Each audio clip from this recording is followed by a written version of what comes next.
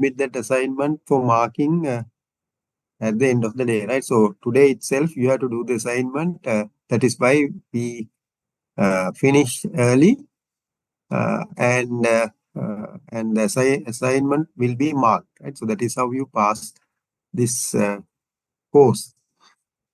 So we were talking about emerging trends and perspectives in agriculture. Last time in the last class, we have looked at emerging trends in the world setup or world situation.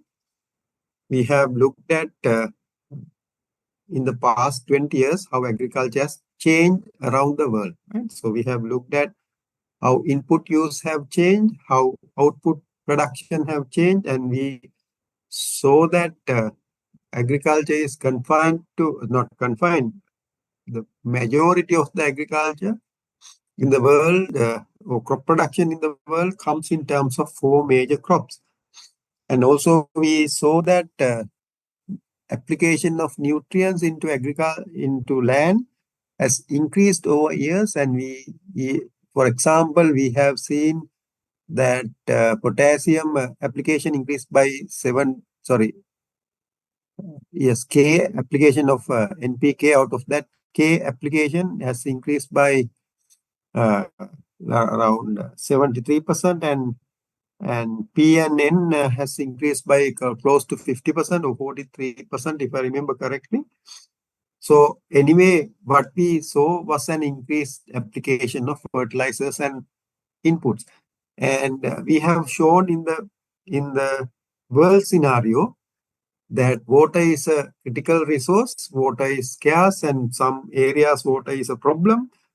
And we saw that agricultural labor is coming down. Trend of people engaged in agriculture is coming down. So therefore, you will have fewer and fewer labor in the future to do agriculture. And also, we have looked at that land has been degraded, maybe because of application of lot of fertilizer and various other reasons. And we also saw that land available for agriculture is coming down. And we saw that in the last lecture that although all these factors of production or inputs, we call them factors of production, there are tendencies to decrease in the future. And all the past 20 years, it has declined, and it will be declining in the future. But we also saw that demand for food, especially food, is rising because the population is rising, and the demand for food is changing. The variety of food that is demanded is changing because urbanization is happening. People come into urban areas, people's income increases, and with that, various, rather than having purely or majority crop products, demand for animal products are also rising in the world. So with that, there are food security issues. People will come into poverty. People will not have enough food to eat. So therefore, agriculture has a very impactful role to play in the world's development in the future. So that is the scenario in the agriculture sector around the world. And also, with that scenario, we said that agriculture pollutes environment. The animal production mainly pollutes environment. It releases carbon dioxide, which damages the ozone layer, and it leads to climate change. And climate change is again affecting agriculture sector. So therefore, there are a lot of issues. So with these issues, people now, the agriculturists are discussing about what we call as agriculture 4.0, right? So we talked about the new thinking of agriculture 4, and we talked that there are 3 ways of addressing these issues in the agriculture 4 situation. And we looked at examples of that happening even today, right? So we have seen videos of new things. new or innovations happening in the agriculture sector, and we saw when you don't have water, how to use seawater. When you don't have enough fertilizer, how to use very less amount of fertilizer to the plant in terms of precision agriculture, because fertilizer is heavily used and we want to reduce that to reduce health impacts and all that. So therefore we saw how it is practically being applied in the agriculture sector. So that is the world setup. Now we are going into Sri Lankan setup, right?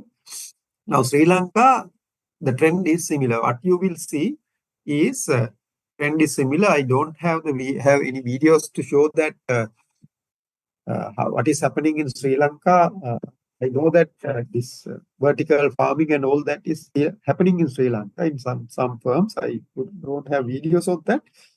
But anyway, agriculture sector in Sri Lanka is going in the same manner, right? So same trends that you saw in the world can be observed in Sri Lanka as well, right? So you have to understand you are future agriculturists. You will be doing agriculture either in Sri Lanka or abroad. So if you are doing agriculture either in Sri Lanka or abroad, you have to understand what are the challenges that you are going to face. So if you invest in agribusiness, what are the challenges that you are going to face? If you do work for a company in agricultural production, what are the things that you could do to help the company to earn more profit or help the nation to feed the population? So that is what we look at here, right? So if you consider Sri Lanka as facts, we have this much of country area, 6,561, that is about 6.5 million hectares in the 6,561,000 hectares, right? So that means 6.5, around 6.5, 6.6 million hectares of country area. So this is FAO estimate in 2019. And about out of that land area out of the 6,561,000 land, other part is water, land is 6,186. That is about 6.1 million hectares of land is available. Although the 6.1 million hectares of land is available,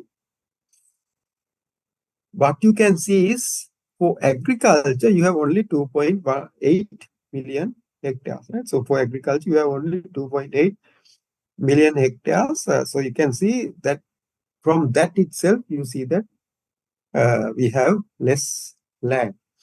Now, forest area is 2.1.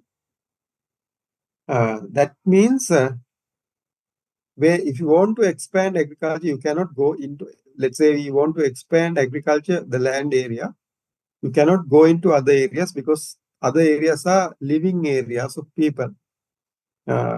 So therefore, most probably agriculture will go into forest areas, clearing forests. So that is also a problem, right? So we have very limited amount of land in comparison to countries like India, Canada, USA, China.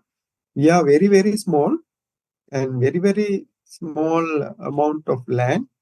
And each day, this land is divided among people, right? This land is divided among people. So let's say you have 4 people, 4 children in your family. Then your land, that whatever the land, let's say you have 2 hectares of land for your father, and it will divide it into 4. It will be divided into 4 in the next generation, right? So next generation comes, your children when they grow up, you will have to divide your land among them, right? So that is how land fragmentation occurs, right? So land fragmentation occurs throughout the history, and it will happen in the future as well. And one farmer will have in the future very small lands. If they don't have the capacity to buy land, each farmer generally will have low amount of land. So you can understand land is going to be a critical factor for agricultural production per farmer. So what can we do? You have to be efficient in agricultural production, right? So we have to be more efficient than other countries. Why? Because other countries have large amounts of land, but we have very small, each farmer will have very small amount of land. Let's say when you have a farmer in India or America or whatever big country, big with like Australia, which has very large land mass, you might find farmers with 100 acres, 200 acres, 1,000 acres farms. But we have on the average, farmers have around 1 acre, right? So still, if you are to export products in the world market, you have to be competitive in the world market with those kind of farmers, right? So therefore, what can we do? We have to be productive as much as possible, right? Because we are small, and from the small plots of land, we have to get as much as possible. And sometimes it is very difficult to use machinery, and we will talk about investments in agriculture capital. I said last time, we looked at various inputs into production. Capital is one input, and we said capital is machinery, or equipment, land and buildings that you use for agriculture, right? So use of machinery and equipment when the land size is smaller is very difficult, right? So you have to find, maybe innovate new kind of machinery for these small plots of land, right? So that is the future of agriculture in Sri Lanka, right? So we cannot expand. Our forest area will come down, and we have to keep the forest area as well. And therefore, we are facing grave problems in the agriculture sector, and we will have to tackle them. So you have to think of these facts when you decide the activities that you are going to do in agriculture. Now, if you look at how agriculture has happened in the country in the past, let's say in 2021, this I obtained from the Central Bank annual report. It says source of this information is from Department of Census and Statistics, but this picture was directly obtained from the Central Bank annual report 2021. Right. So if you want to look at these things and the descriptions of these things, please visit Central Bank annual report. It's available online, and you can download and read. Right. Now we see that these crops have a positive growth, right? Positive growth rates, but these crops have negative growth rate. That is, it has declined in the 2021 compared to 2010, right? So that is how they have calculated this. So growing of oil generating fruits, including coconut, have increased. Plant propagation and support activities, animal production, growing of other cereals, tea, forestry and logging, growing of spices and fishing activities have increased. The highest increase is in oleaginous fruits, right? So anything that can get oils, right? So like sunflower, coconut, and all that comes under that, right? So, but what you have to see is what has a negative growth. Rubber has a negative growth. Vegetables has a negative growth. Rice has a negative growth in 2021, right? So that doesn't mean it has grown negatively over the years, but all over the years. But in 2021, even rice showed a negative growth. So rice is you may have heard people say that rice is not profitable. That therefore people are moving out of rice, right? So that is the reason for negative growth. Maybe climate factors played a part in this, weather played a part in this. Anyway, this is how agriculture happened around the country in 2021. Now, when you see share of agriculture enterprises in the sector, so agriculture enterprises is agribusinesses working in the agriculture sector. So what sectors does agribusinesses get involved in? What agriculture sector? Now, if you look at the biggest slice of this pie, which is 24%, right? 24% of the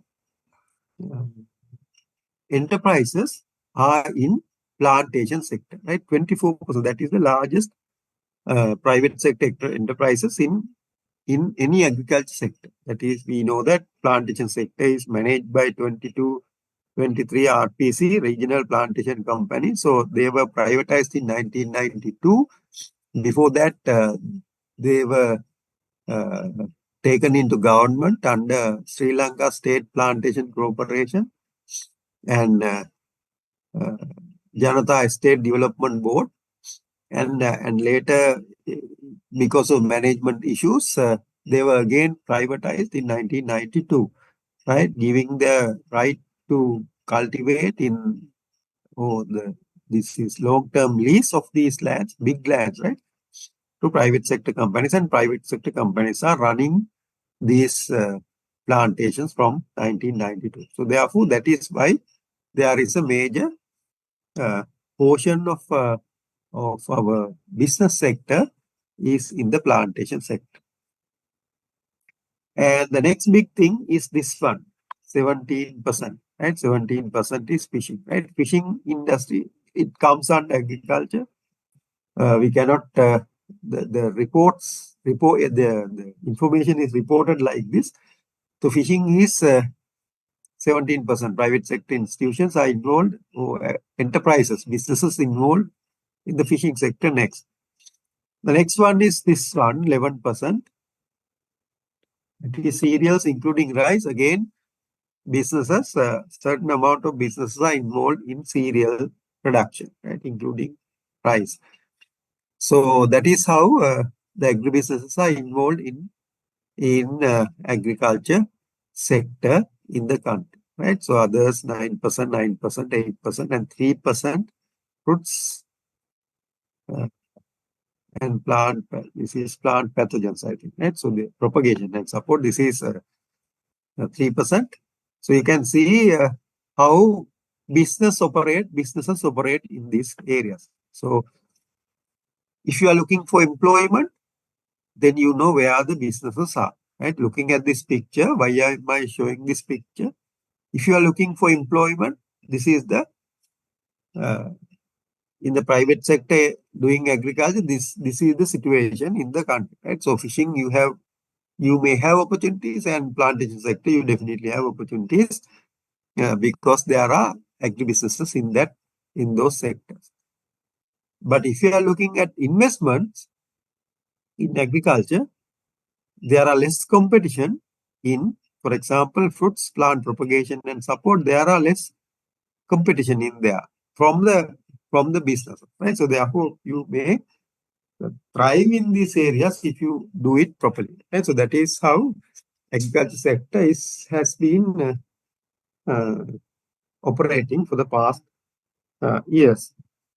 Now let's look at factors of production, or inputs into production, right? Inputs into production of, like we have seen in the previous class of the world's situation. Now we are going into Sri Lankan situation, right? So take land, for example. First factor of production, or first input, major input that we look at is land. So this is, let's take from 1991, because this area before 1991, I took this data from FAO. They don't have data on this other lands, right? So therefore, it's only agricultural land. But from here onwards, they have other lands and agricultural lands. Now you can see that the agricultural land, there seems to be slight increase, but slightly, ever so slightly increase, but almost same, right? So agricultural land from 1991 to up to 2018 has not increased, right? So there is no possibility of increasing agricultural land. There are certain little bit of increases because sometimes forests may be cleared, but almost constant. Now, if you look at 1961 to 2020, this agricultural land, how they have fared, may part taken. This blue line here is arable land. cultivable land මේ උසටම තියෙන cultivate කරන්න පුළුවන් land area. Right? මේ මුළු කැලේ. Then මෙතන ඉඳන් මෙතෙන්ට තියෙනවා what you call Sri Lanka land under permanent crops. This part, this height is under pastures or grass, right? So Sri Lanka grasslands is this yellow line. Up above that, you have Sri Lanka land under permanent crops and the total arable land, right? So there are some more arable land that you can cultivate, but that doesn't mean that these are not cultivated. They are not under permanent crops, right? They are not under permanent crops, but they are cultivated maybe by seasonal crops, right? So that is how land is happening. So what you can see is there is a slight increase of land area from 1961 to maybe 1977, but after that, land area is constant, right? So land area is constant. Now remember, this is we are talking about the country as a whole, right? So you have land area constant, but let's say you have 2,000 hectares constant over the years, right? Over the years, but number of farmers may be growing because the number of people are growing. So your father will give it to your 4 children, and you will give it to your 4 children, and they will give it to their 4 children. And likewise, the number of people claiming for the land is high, right? So that means per person land availability is coming down, right? Definitely it will come down in the future, and always it has come down. So you can see that cropland area per capita. Area per capita means if you divide the cropland by number of people, the percentage available per person is very low. For hectare per capita available per person is it's not very low, meaning it's coming down, right? මේ hectare දශම එකක් වගේ තියෙනවා, right? For a person, right? So when it comes to 2018, it's around 0.1 hectares per person in the country, right? So you can imagine what if you have 0.1 hectares, then what can you do with this land, right? So you are into agriculture, but you have only 0.1 hectares of land. Okay, you have to be profitable. You have to feed your family with that, and you have to save some money. You have to do business with this land, and this is where you have to be clever in agriculture production, right? So you have small plot of land, get as much as out of that from this small plot of land, right? So that is the that should be the idea in future agriculture in Sri Lanka. So then we look at fertilizer as inputs, application of fertilizer.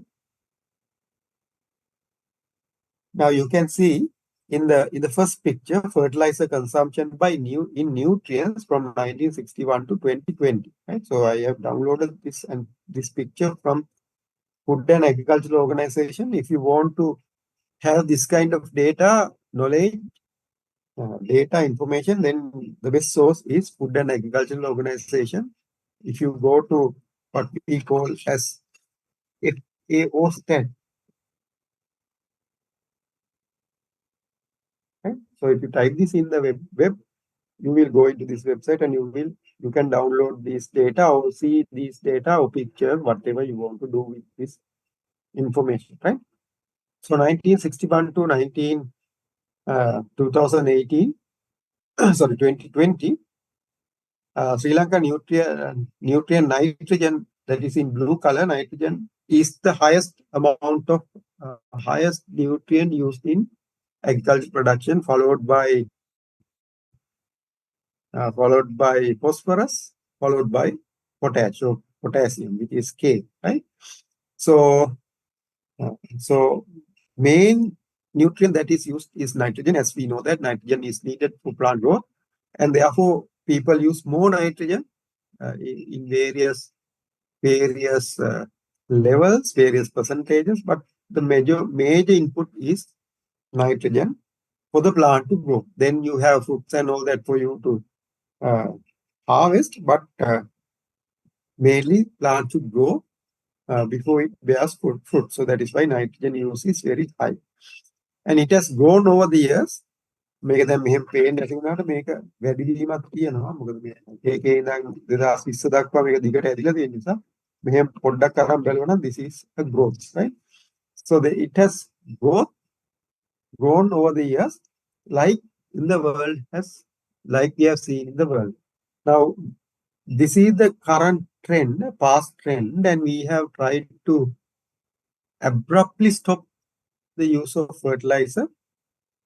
And you could see why it failed, right? You can see why it failed because this is how crops responded all the time, right? So people behave, and why people use more nitrogen, more fertilizer, because they wanted to get more yield, right? So more yield is given by more fertilizer, and when you abruptly stop fertilizer in the past few years, naturally farmers were agitated, and they cannot get the productivity that they obtained previously, right? So that was the issue. And if you look at the fertilizer consumption in nutrients in the world scenario on the right side graph, you can see the tallest bar here in Asia, right? Asia. The blue color is nitrogen. The red color is phosphate, and the yellow or the orange color is potash or potassium. So you can see the same pattern can be seen in other areas: Americas, Africa, Asia, Europe, Oceania, and we see that Asia is one of the major areas where you apply a lot of fertilizer, and we are part of Asia and we are applying a lot of fertilizer. But that doesn't mean we should apply a lot of fertilizer. But you have to see that from these pictures, fertilizer is key part of agriculture. Fertilizer is key part of anything that you are going to grow. And when I say key part of anything that you are going to grow, it's going to be the key cost item in your businesses, right? Key cost item. So fertilizer prices will rise because it's an industrial product.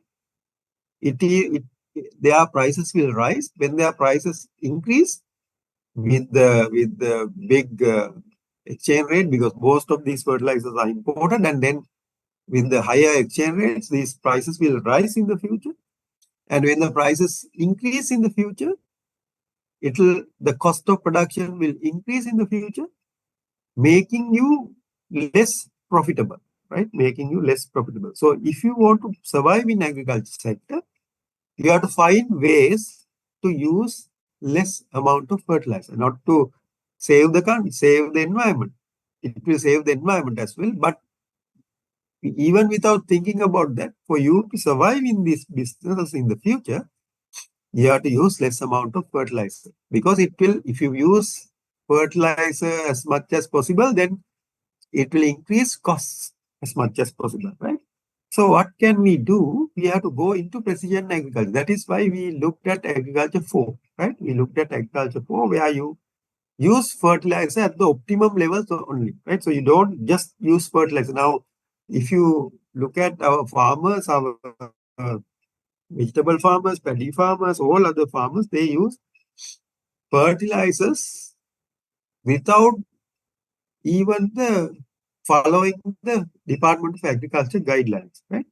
So that means their costs are higher just because they don't follow guidelines. Maybe they think that, okay, they have experiences in farming as well. So with experience, they apply more, but sometimes that is unnecessary. That is unnecessary. So therefore, what you have to do is, if you are a learned agricultural producer, use fertilizer at the optimum level. Try to go into precision agriculture. Put only the required amount, right? Put only the required amount. Use new technologies to find the required amount, right? You can use drones or whatever things that the new technology provides you, and find the right amount of fertilizer to apply to the right areas and so on. Now, applying the right amount will reduce costs, make you profitable, right? So that is where this agriculture 4 is, that is how this agriculture 4 thinking has come up to reduce costs of production in the agriculture sector. Now, if you look at nitrogen application over the years from 1961 to 2020, you can see that there is a growth of applications per unit area, right? This is unit area of cropland. That is, අපි හිතමු අක්කරයකට දාන nitrogen ප්‍රමාණය. Over the years, it has increased. Maybe, I don't know the reason, but maybe the soil may have become infertile. When you apply fertilizer more and more, soil becomes infertile, and soil wants fertilizer, more fertilizer. When you apply more fertilizer, then next season you will have need more fertilizer. When 2-3 years goes, more fertilizer needs to be added. That is why the application of fertilizer, nitrogen, per area has increased. It has increased. So, yeah. So you have to have technologies. That is what you learn, I think, in this course, to maybe mix organic matter with fertilizer so that the fertilizer amount that is used can be reduced, or go into precision agriculture, or reduce somehow the amount of fertilizer nutrients added into per unit area of land. Otherwise, this is just increases in cost. From my point of view, I am an economist. So from my point of view, this is a rapid increase in cost of production.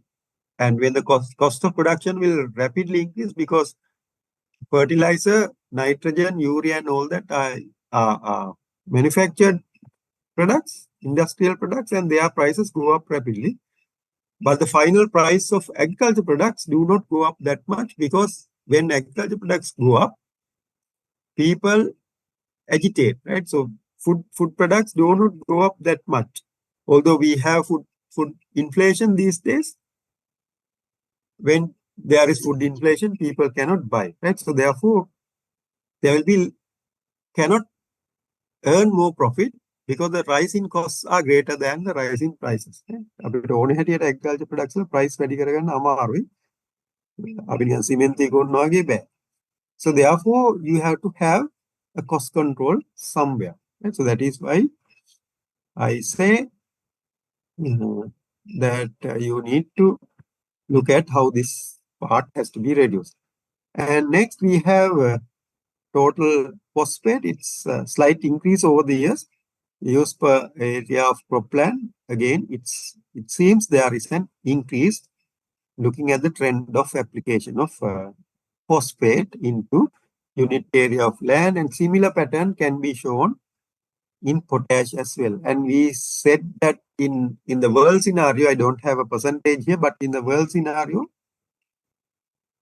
it showed that 73% increase in potash has happened over the last 20 years. That is from 2000 to 2020, right? So it doesn't seem to be that much in Sri Lanka. According to this figure, I did not actually calculate the percentage. And even if you want, you can go into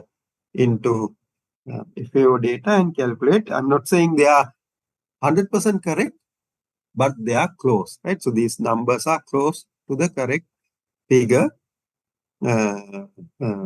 from the Food and Agriculture Organization. That is the only source that we have fertilizer, these data at one place. Right? So that is why I took from that place FAO stat. So again, NPK, all three nutrients have been increased. Application of all three nutrients have increased over time. So you are the next generation of agriculturists. So people have increased use of this, somehow find a way to reduce this. Now, next major factor of production, or next input that we can see, is water, right? Water. And we think that Sri Lanka, I don't know where you live, depending on where you live, you have encountered severe droughts, but I am living in Colombo area, and we don't feel that much of drought because we are in the wet zone, right? So people in the dry zone, I'm sorry, I have no experience in living in those areas. I have lived in those areas for some maybe 6 months, but not maybe 10, 15 years. So people who have lived there for 10, 15 years have felt water stress, right? So, but if you take Sri Lanka as a whole, percentage area cube for irrigation, right? Percentage area that can be irrigated actually has declined over the years, right? Had declined over the years. So this is data from 2000 to 2019. So it says from 2000 to 2019, the percentage area that can be irrigated has reduced from 62% to 47%, right? So this is a major force in agriculture production. Now, even without soil, you can produce some crops, but without water, you cannot produce anything, right? So water is a key factor for agricultural production. So water has reduced. Even this country where a lot of rainfall is available, still water becomes scarce in the future, right? Water will become scarce in the future. So you will have to have methods of conserving water, methods of using less and less water. And if you, for the time being, you get water for free for cultivation, right? In these Mahaveli areas, you get water for free. But in the time to come, when water becomes scarce, right? Water hinga වෙනකොට, වතුර hinga වෙනකොට ලංකාවේ පුරාම ලෝකේ පුරාම, it will be priced. Now, like we buy water in water bottles, it will be priced. When the water becomes, you will have to buy water, you will have a huge problem. This will be the main cost item in the agriculture production, right? So therefore, the future emerging trend is water becoming scarce, and most probably it will be priced. I heard some time back some government, I forgot, was talking about pricing irrigation water, even having a price to well water, because water is the national resource. I don't know whether that will happen in the near future, but definitely when something is scarce, when something is of limited, then definitely there will be a price, right? So if that happens, I'm not saying it is going to happen, then you can see how the cost would increase. But even without that cost, still you will have to have cost of pumping and all that. And because of that, you have to conserve water and use water carefully in agriculture production, because it is becoming a scarce resource. So that is why that we have seen in the previous day, a company called Sundrop in Australia is using seawater to cultivate crops, right? I have shown you a video. That is the future, right? Sea is available, right? Sea is available in unlimited quantities still. It's limited, but for us, for our small users, it looks unlimited. So I mean to say there is large amount of water that is cannot be used for production, right? So therefore, you will have to go into that kind of technology in the future. And the major cost item in most of the agriculture products is labor in Sri Lanka. Now, if you go into plantation sector, if you ask any plantation manager or any CEO in any plantation, they will say that 70% of their cost is labor, right? 70% of their cost is labor. For example, if you go into tea is cultivated and you have to apply fertilizer, it's labor intensive thing, and every day tea is plucked, lot of labor is used, right? So however, labor is coming down, right? Labor is coming down. This is Sri Lanka employment in agriculture. How people have employed in agriculture. The percentage of people employed in agriculture has declined rapidly over the years, right? Declined rapidly over the years. So this is going to be a huge problem. But when I say here a huge problem, in the problem itself, there are opportunities, right? So you have a labor, you will have a labor shortage, and with that, you will have to do automation, right? Automation in agriculture. So maybe greenhouse agriculture, whatever the ways that you can control the natural environment and also the labor, uh, that would be the future, right? Because the amount of inputs that is available is coming down, right? So labor is a critical thing. It's coming down. Maybe you will have to machinery to pluck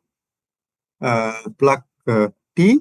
Now, if you ask plantation sector, go and talk to people in the plantation sector, they will say that the traditional method of carrying out plantations is you have in-house labor.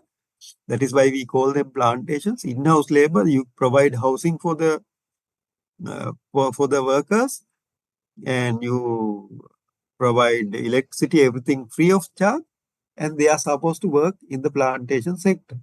But nowadays, what is happening is their parents are working in the plantation sector. All the young generation are moving out of the plantation sector, and they are living inside the plantation and going out to work. Now, the issue with the plantation management is now they are labor force. They cannot maintain because they are not working in the plantation, but they are living in the plantation houses that is provided, but they are going out into other jobs in the towns, right? So imagine if you are a plantation manager, what would you do, right? So that is the nature of labor. They move, right?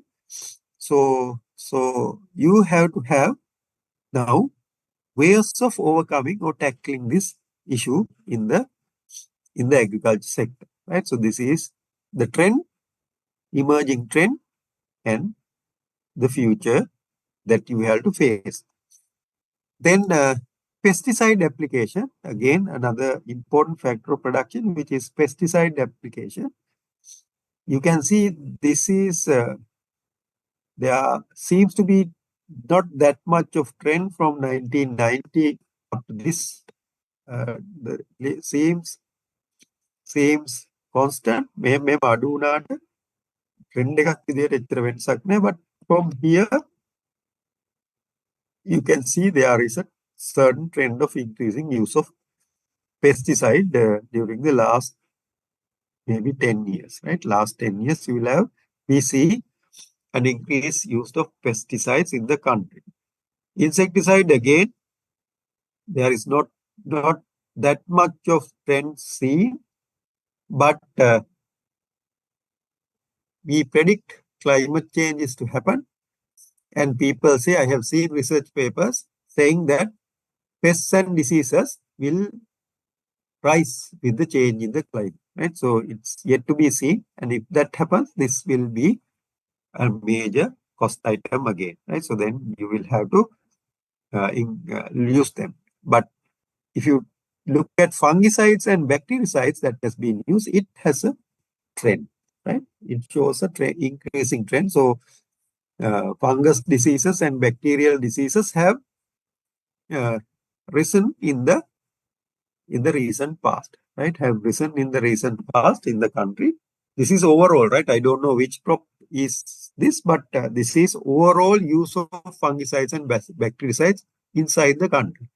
රට ඇතුලේ fungicides සහ bactericides පාවිච්චි කරපු විදිය තමයි මේ තියෙන්නේ. මොන crop එකද කියලා, කොයි crop එකද කියලා අපි දන්නේ නැහැ. But there seems to be a rise in fungicides and bactericides in the nation. Now, those are some of the factors of production. So what did we see? We looked at fertilizer, we looked at water, we looked at labor, and we looked at pest and diseases. What has happened, right? So this means fungus diseases have increased, bacterial diseases have increased over the years because they are applying more, right? People are applying more. People don't apply due to just apply, but people apply because of a reason. I think there is an increase of incidences of these diseases. Now, The next factor of production is capital investment, right? Capital investment. So again, the data are reported as agriculture, forestry, and fishing to the whole country. This is agriculture, forestry, and fishing to the total investments, total capital investment. Out of that, what is invested in agriculture? Now, credit given to agriculture is only, let's say, 8%. Right, 8% out of the total credit given. So you can see that investments in agriculture is less. So all these things is very small percentage out of the total done. For example, value added,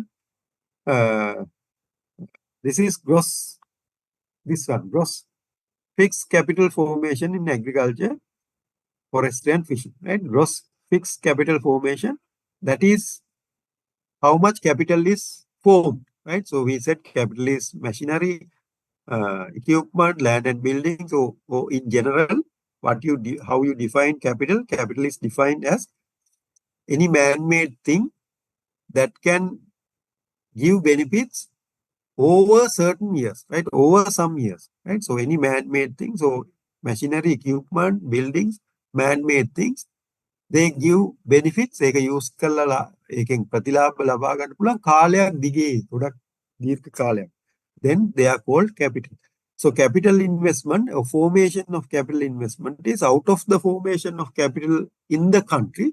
It's only, let's say, 5% in the agriculture sector. රට ඇතුලේ වෙන capital investment වලින් 5% විතර තමයි agriculture sector එකේ වෙලා තියෙන්නේ. So you can see people have not invested in the agriculture sector, right? So unfortunately, I said this in the last class, yesterday's class as well.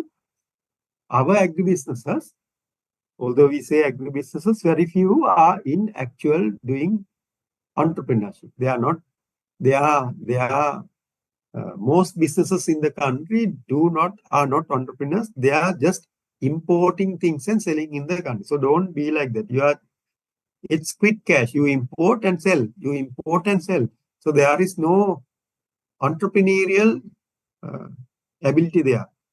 You find a thing that is demanded in the country, you find a buyer, seller in another country, maybe India, bring it into Sri Lanka and just sell, keeping a margin. So this is just buying and selling, like a person in the Sunday Polar is doing, right? So our businesses should aim at entrepreneurship, developing something, developing agriculture, investing in agriculture and earning a profit. So there are very few companies doing that. So that is why there is less capital investments in the agriculture sector, right? So apart from very few entrepreneurs, others have not done anything. So let's now look at production side of this. Production side in the country, how it has fared. Now this is total cereal production, including all paddy, and we will look at paddy in the next slide separately.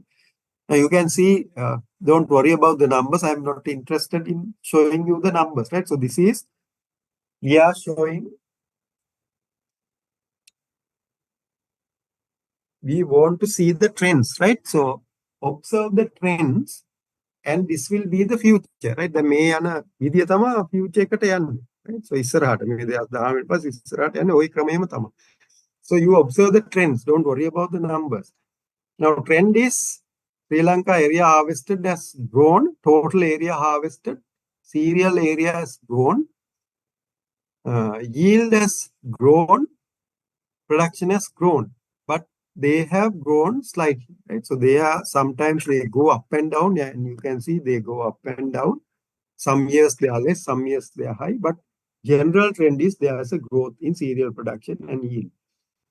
Now, although I say that yield has grown in the country, Sri Lanka is one of the, in all agricultural productions, Sri Lanka is one of the lowest yield countries, right? Sri Lanka doesn't obtain that much of higher yield compared to other countries. But I have said Sri Lanka is a country with small land units, right? Small plots of lands per person. So this is contradicting. If you have small lands, then what you want is as much as production from the small land. So there, your yield or productivity should be high as possible. But unfortunately, compared to other countries, our productivity is less because various reasons. We don't know the reasons. That is what the agriculture sector has to look at, right? So how to increase productivity of the nation's agricultural production. So this is paddy production yield quantities of paddy in Sri Lanka. So blue line is area harvested, and Sri Lanka production, the yield is not there. But if you divide this production by area, that is the average yield. But you can see there is a small rise. Podi වැඩිවීමක් ලාවට කියන, right? Over the years. Right? So again, we do not get the maximum possible yield out of rice production, like any other production. Even if you go to tea, we have low yield levels compared to other tea producing nations. If you go to rubber, we have low rubber yields as compared to other rubber producing nations. So අපිට තියෙන්නේ චූටි ඉඩම්. ඒත් අපිට තාම lead එක අනිත් රටවල් ගන්නට ගන්න බැරි වෙලා. අපි හරිනම් අනිත් රට මම මේ කියන්න හදන්නේ අපි හරිනම් අනිත් රටවලට වඩා උඩින් යීල්ඩ් එක ගන්න පුළුවන් ඉන්න ඕනේ. අපි පෝසත් වෙන්න නම්. අපි රටක් විදිහට පෝසත් වෙන්න මේ farmers-ට පෝසත් වෙන්න. Right? So therefore you have to think of how to next generation of agriculturists, your main primary goal should be how to increase yield. Maybe by varietal development, maybe by removing inefficiencies in production, or whatever that you do, you have to come up with increasing yield. So this is tea. I have taken only major crops. You can get any crop in the FAO Stat website. Sri Lanka area harvested, tea area harvested, slight increase in area harvested, and not that much increase. So you cannot increase areas. I don't know why this jump here in area harvested, but usually there is not that much new planting in trees, tea, but there is replanting in tea. Sometimes some people have abandoned tea and then come back into tea. So therefore, it looks like the extent have increased, but extents have not that much increased over the years. And this is one of our major export earners, and your production is stagnated, right? So you can see මේකාලෙදි production එක පොඩ්ඩක් නැගි වුණාට මේකාලෙදි production is stagnant or constant over the years. කාලින් කාලට අඩු වැඩි වෙනවා, but trend එක තමයි මෙහෙම නගිනවද බහිනවද කොහොම තියනවද කියලා බලන්න. Right? So therefore tea production trend, if you look at the trend, production is looks constant over the years. Sometimes we get more money because tea prices go up in the world market. Sometimes we get less money because when tea prices go down in the world market, but we have not, as a country, increased productivity, right? So if you increase productivity, then we could export more into the world. Now we are one of the major exporters. When we were learning agriculture in the universities, we were maybe the first 5 or maybe largest, even we were largest exporter, but now we are 11th, I think, in terms of exporting. We are not the major producer in the country, in the world.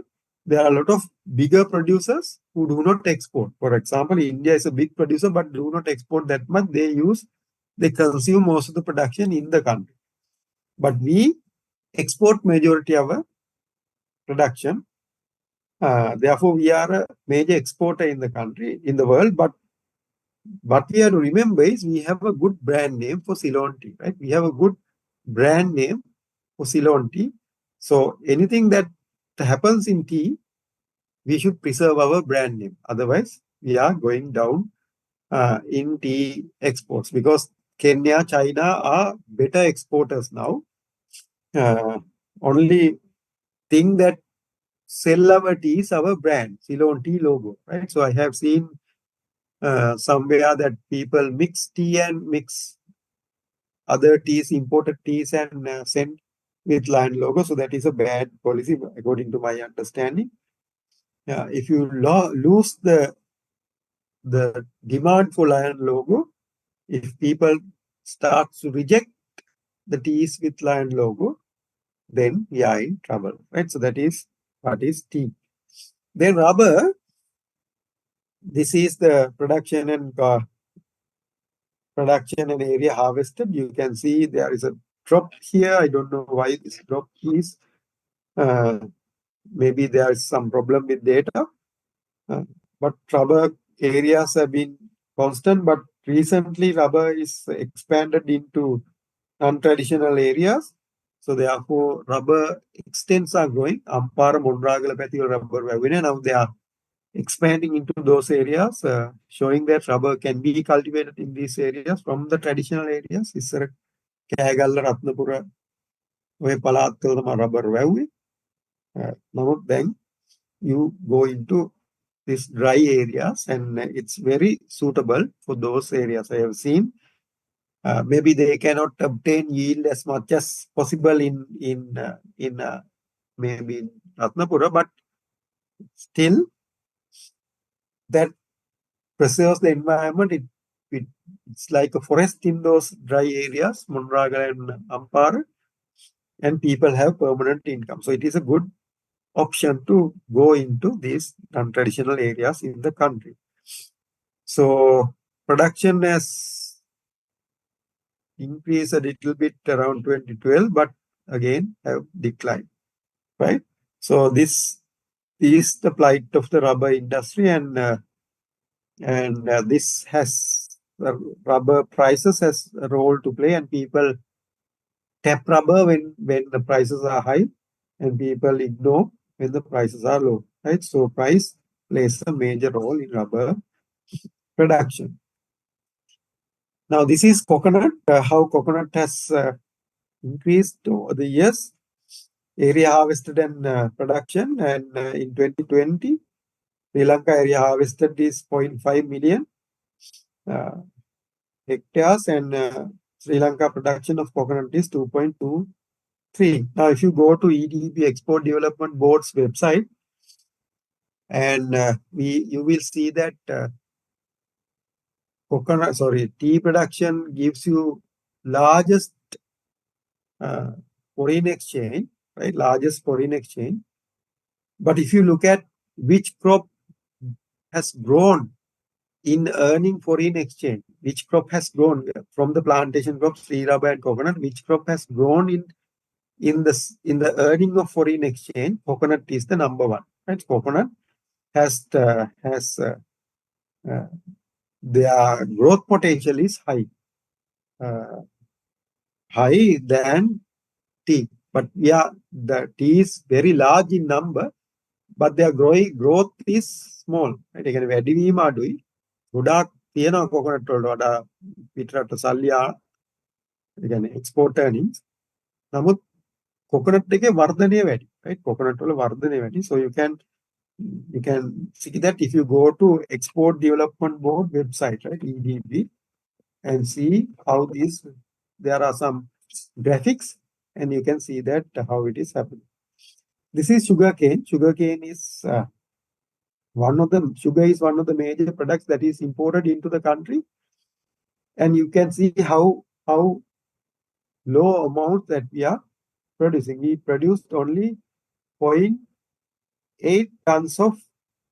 million tons of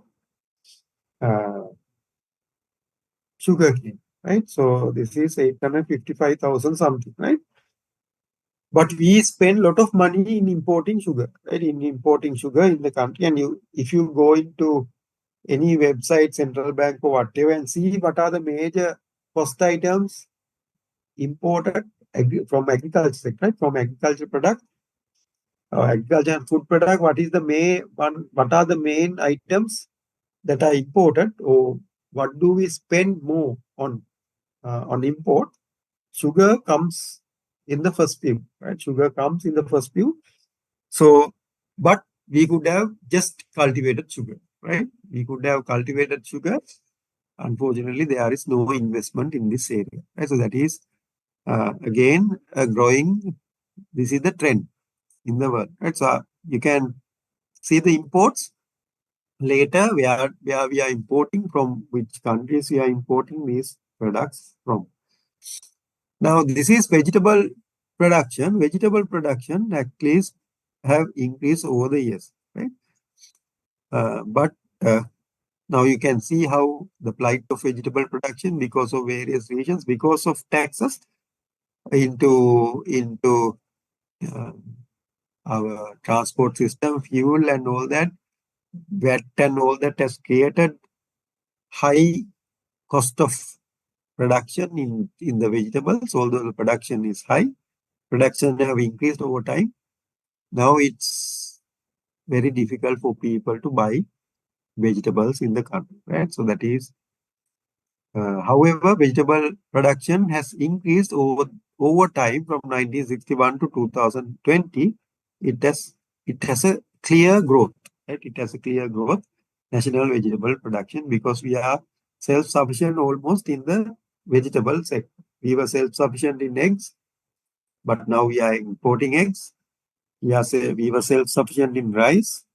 Uh, and we are self-sufficient in vegetables as well. There is very low amount of vegetables being imported, maybe some different varieties that people like, but the common things that we consume is produced in the country, right? So that is what should be happening to most of agriculture areas, otherwise agriculture products, otherwise you will be spending a lot of foreign exchange. This is production of fruit. Not that much increase. There is a spike in 1970s, but I don't know why. Maybe because of the opening up of trade. Sri Lanka was closed economy before 1977 under Sirimao government, and now under J.R. Jayawardene it became open economy, and at that time there is a spike. Right, in 1977 it happened. So there is a spike in increase in production. Maybe it played a role.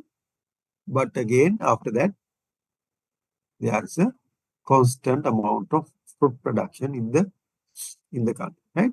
So constant amount of fruit production in the country.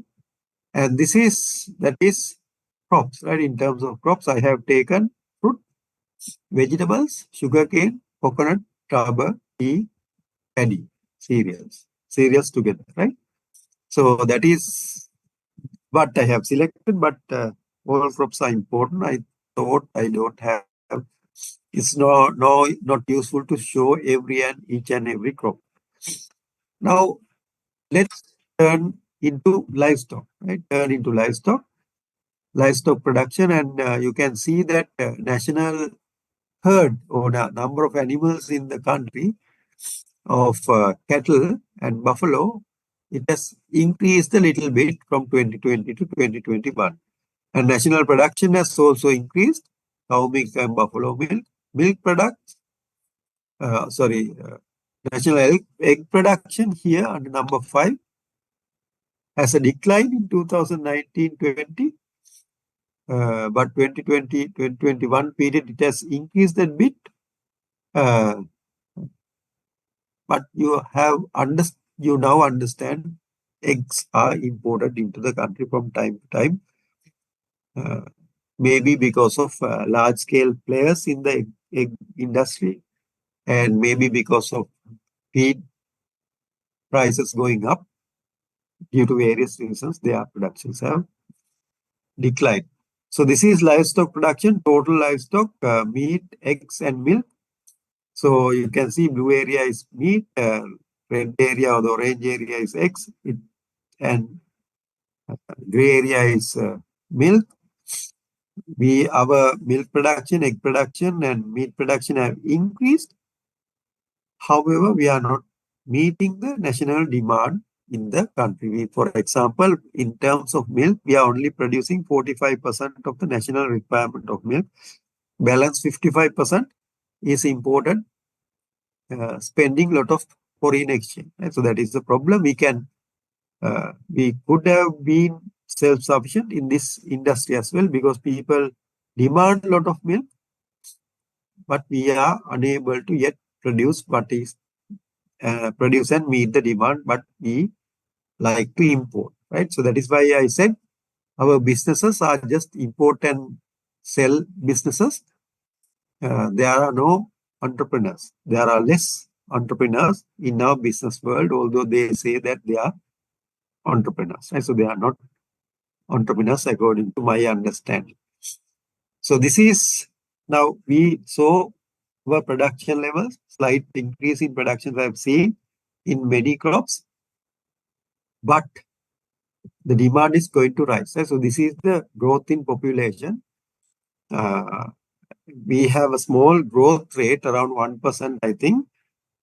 In 2011, let's say 2010, our population is 20.75 million, but in 2021, it's 22.15 million.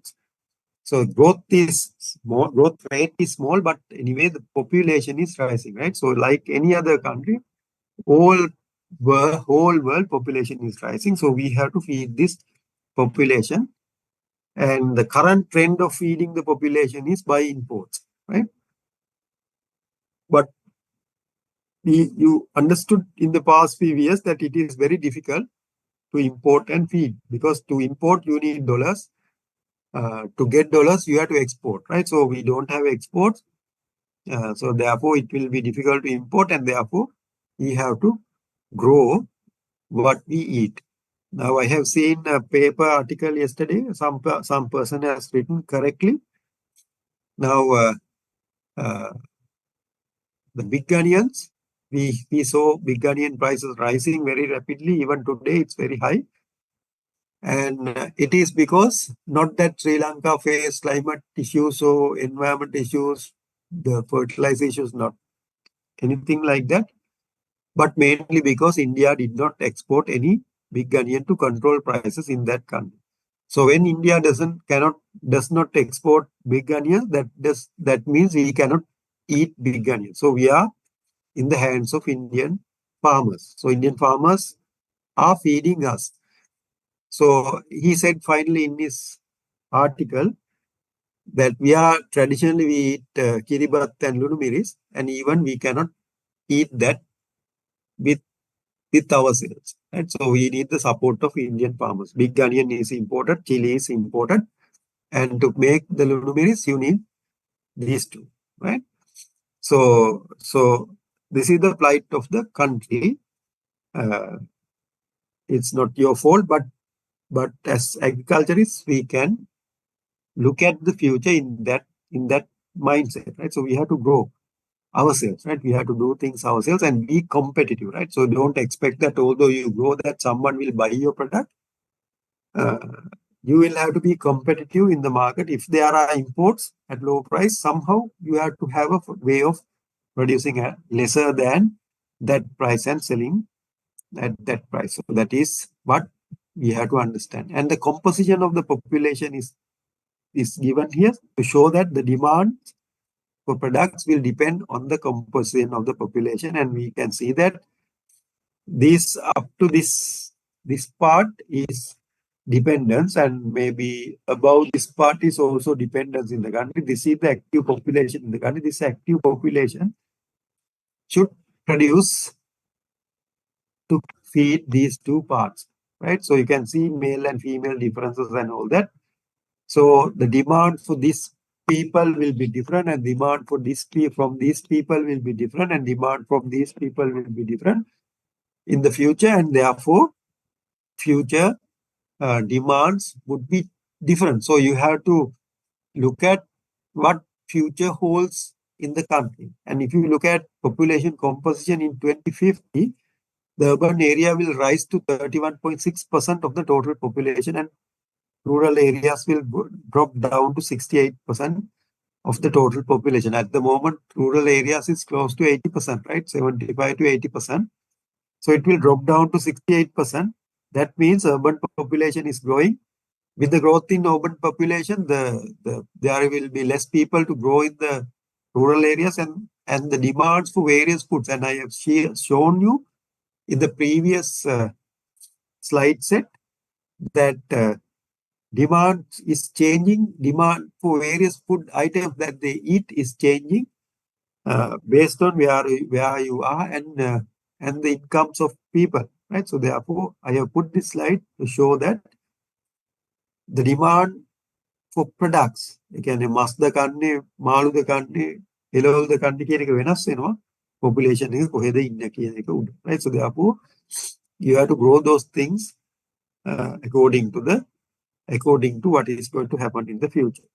Now again, food security is going to be a major issue, and you can see that even now with the taxes and all these cost of living is going up, people are going into poverty.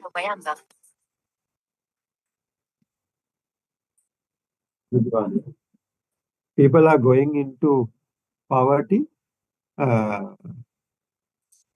and from 2014 to 2019, you can see number of people which are food insecure, right? So in 2021, now this year it will be very high, right?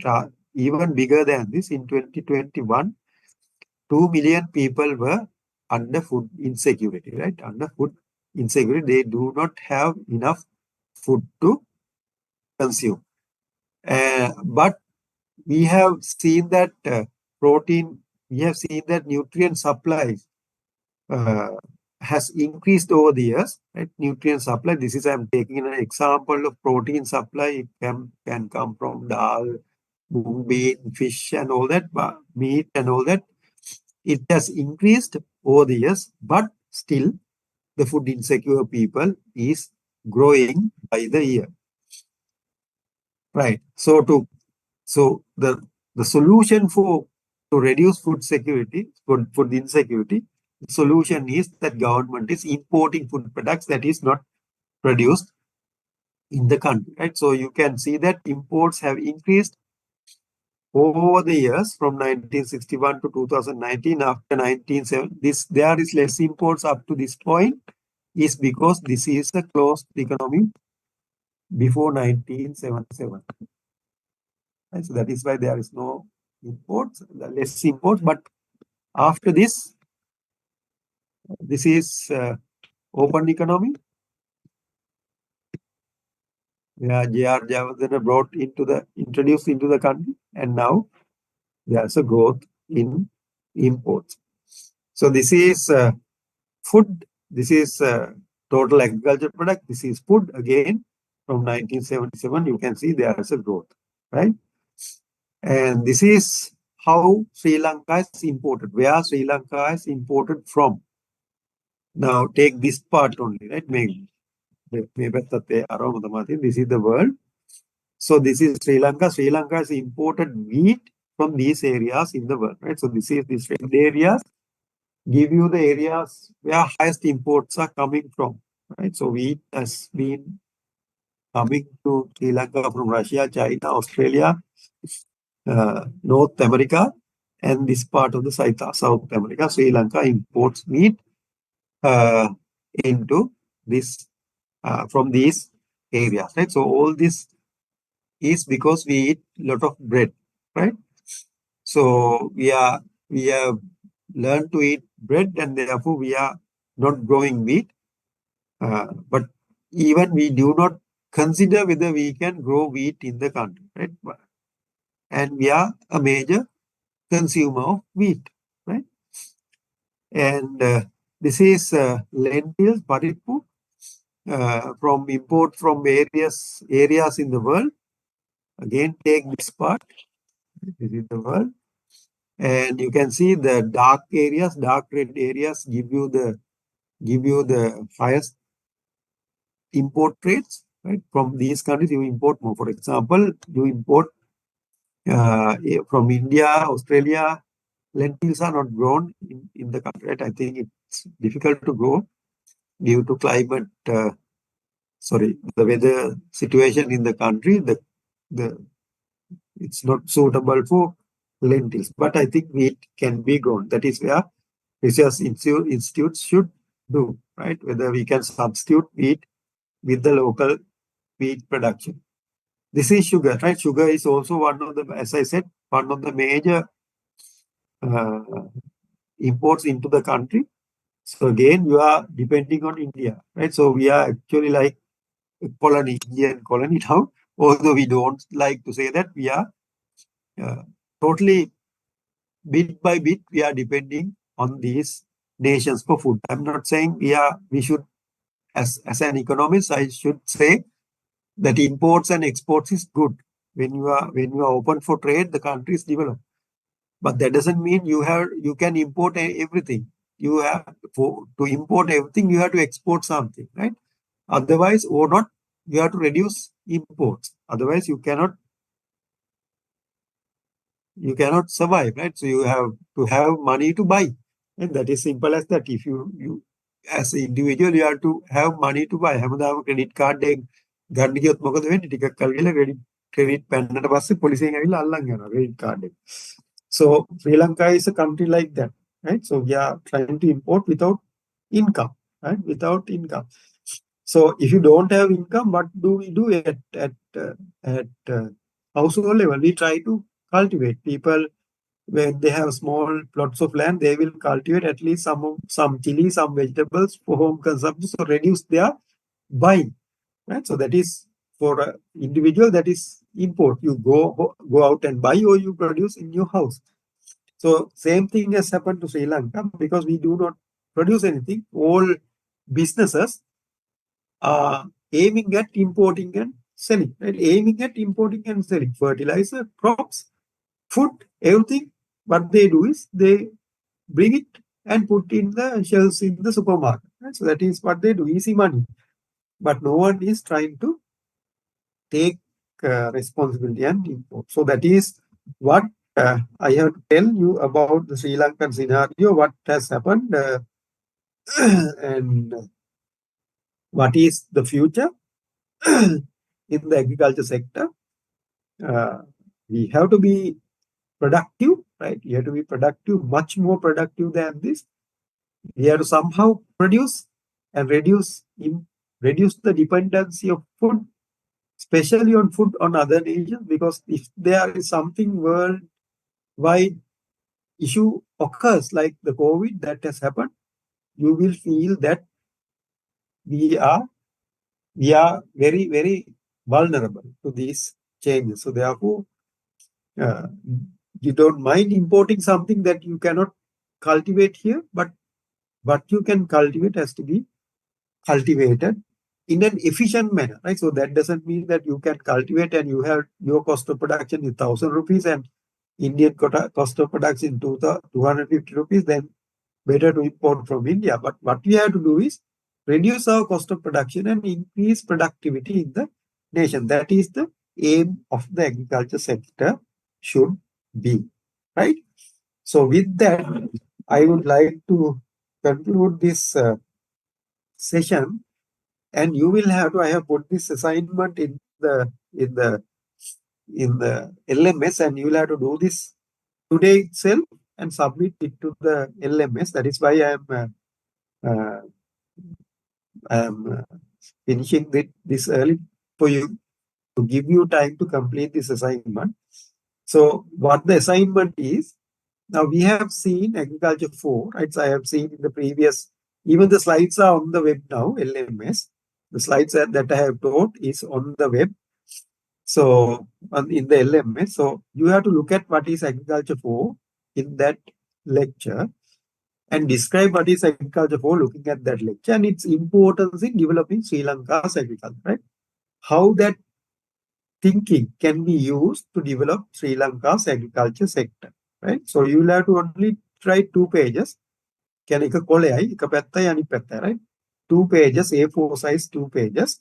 Single space, you can type කරලා දාන්න පුළුවන් නම් බැරිම අය නම් අතින් ලියන්න. Single space, margin should be 1 inch around the page, right? So මෙන්න මේකයි කියන්නේ. මේක නම් A4 page එක, මේකේ වටේ margin එක අඟලක් තියන්න. මේ margin එක 1 inch. Right?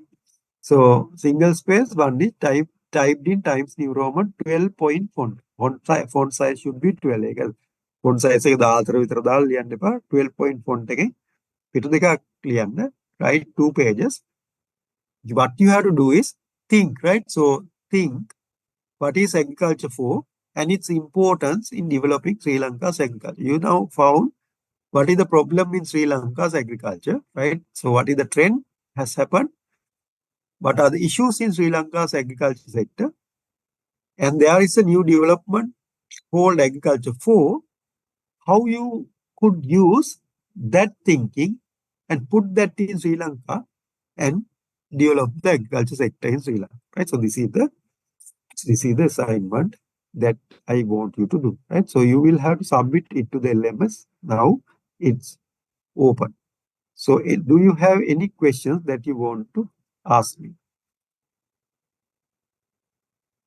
about Excuse the me, question? sir. Yes. It must to type on computer, or can I write on paper and You take can an write on. image and convert the PDF? Yeah. You can write and submit. Okay, thank you. Any other question?